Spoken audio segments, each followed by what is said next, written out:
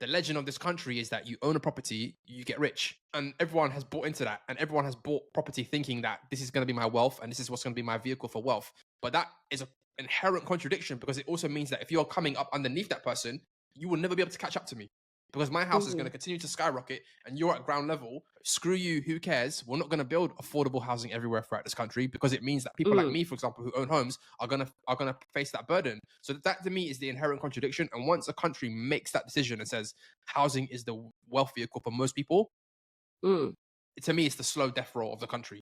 And you might say, but what Yeah. society is different? If you go to Germany, people Yeah. rent and it's not a big deal, and the rent is affordable. Yeah, but it's like it's apples and oranges, right? Because it's just like talking about guns. Like no one's going to understand guns here, but you go to America and it makes complete sense. So I feel like it's really difficult to compare country by country, because you have like centuries of identity shaped around economic transactions and owning property and stuff like that. I mean, we still have a royal family.